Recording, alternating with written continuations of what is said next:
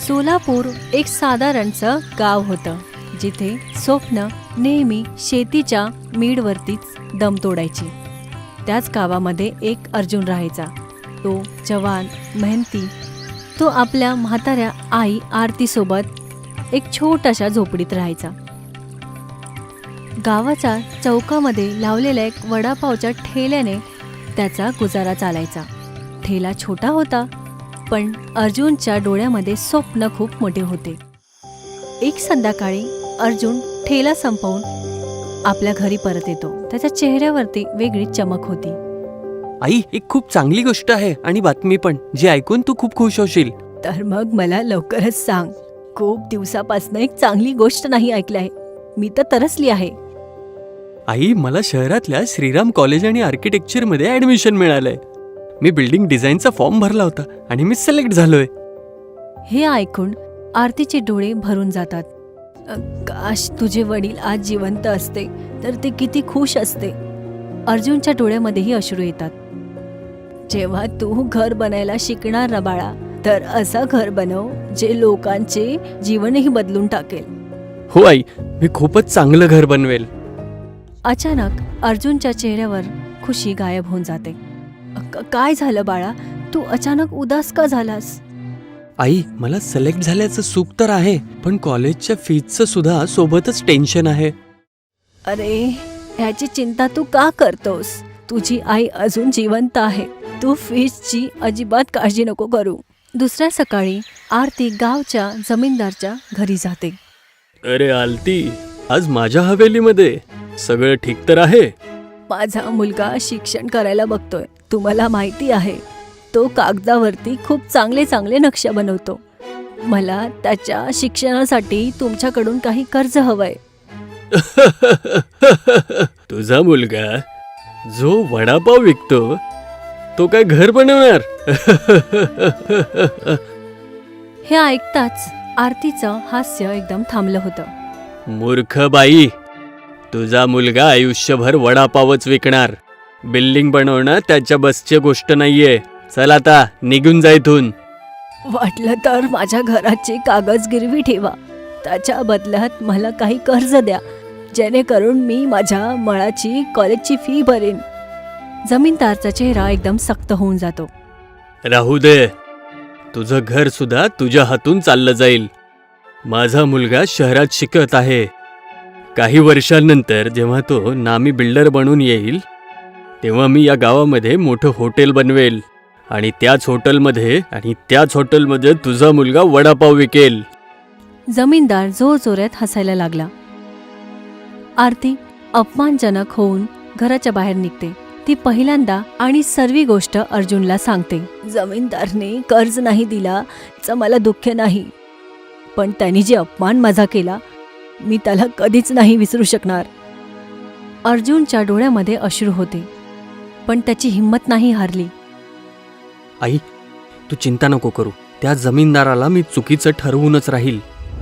दुसऱ्या सकाळी अर्जुनची मैत्रीण मीरा त्याला भेटायला येते. ती गावातलीच मुलगी होती, पण खूप चपळ डोक्याची होती. तू एवढा रागात का आहेस? मीरा काही वेळ विचार करत राहिली, पण नंतर तिच्या डोळ्यात चमक येते. तू वडापाव बनवतोस ना? हो. तर काय तू वडापावचं घर बनवू शकतोस? काय म्हणायचं आहे तुला?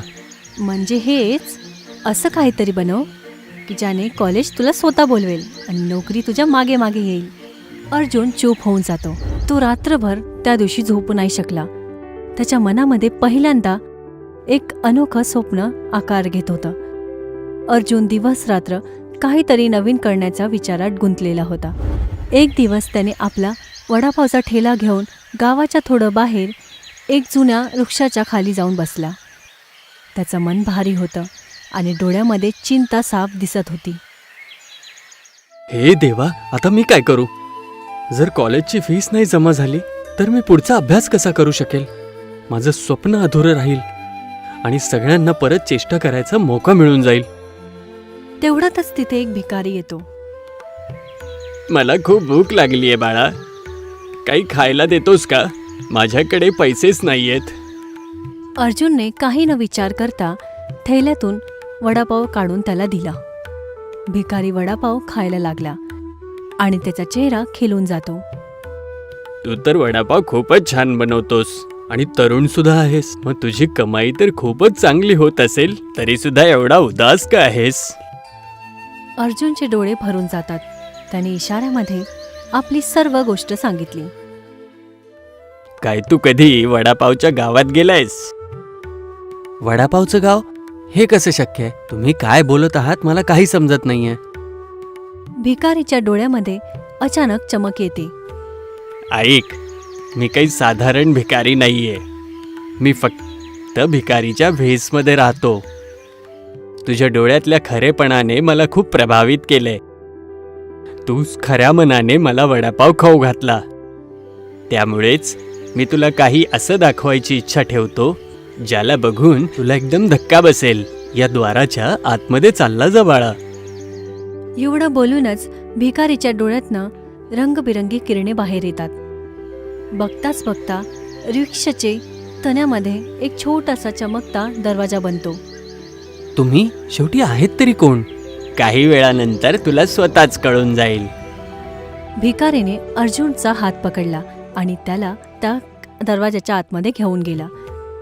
दुसऱ्या क्षणातच अर्जुनने स्वतःला एक सुंदर अनोख्या गावात बघितलं. भिकारी एक आता सुंदर युवकमध्ये बदलला होता. हे काय, बाहेर तर तुम्ही एकदम भिकारी होतात आणि इथे एकदम तुम्ही सुंदर तरुण बनला आहात. आम्ही तुमच्या जगामध्ये भिकारी किंवा कोणाचं तरी रूप धारण करतो. तुमचा जो वडापाव आहे तो आमच्या जगासारखा वाटला. तुझा हा त्रास ऐकून मला असं वाटलं की तू काहीतरी वेगळं करू शकतो. काय हे गाव त्याच झाडामध्ये आहे? हो, हे एक मायावी गाव आहे जे एका झाडाच्या मध्ये राहिलेलं आहे. मायावी युवक अर्जुनला गावाच्या आतमध्ये घेऊन गेला. अर्जुनने बघितलं की तिथे वडापावचे घर बनलेले होते.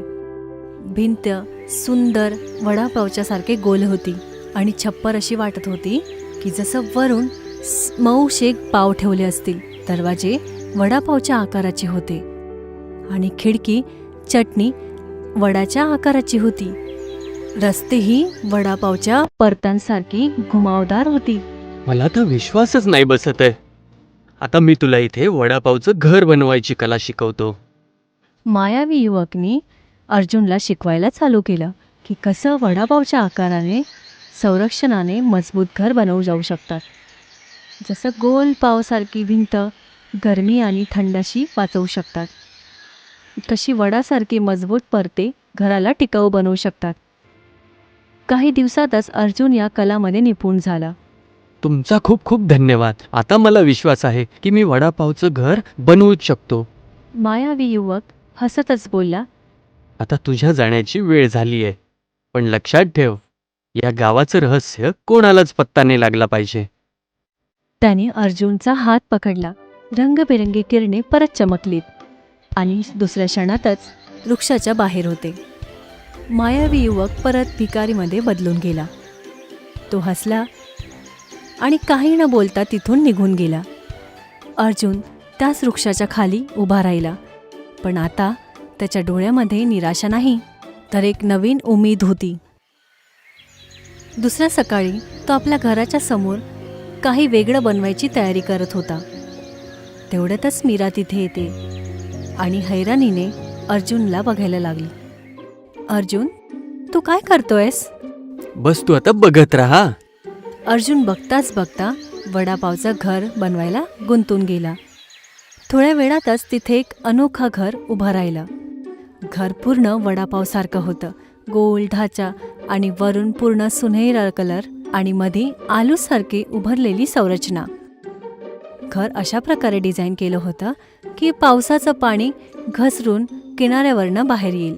भिंतही एकदम मजबूत होती, जी गरमीमध्ये थंड आणि थंडमध्ये गरमी होईल. घराच्या आतमधला हॉल असं वाटत होतं की जसं पावच्या आतमध्ये मसाले सजवले असतील.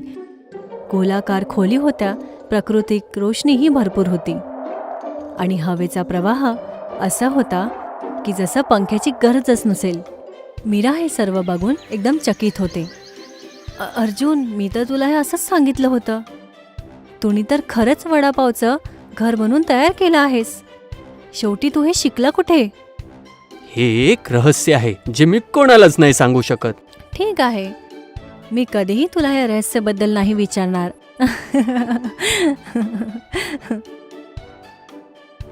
मीराने त्या घराचे फोटो घेतले आणि फेसबुकवरती टाकले. बघताच बघता वडापावचं घर व्हायरल झालं. आर्किटेक्चर कॉलेजांचे मेल यायला लागले, डिझाईन संस्थानाचे कॉल यायला लागले, नोकरींची ऑफर्सही यायला लागले. काही महिन्यानंतर जमीनदार त्यांच्या दरवाजावरती उभा होता. माझ्याकडनं चूक झाली. मी तुझ्या मुलाला खूप कमी समजलं. मला माफ करा. जमीनदारने आरती आणि अर्जुनला माफी मागितली. विचार मोठे असतील तर मनुष्य काहीही करू शकतो.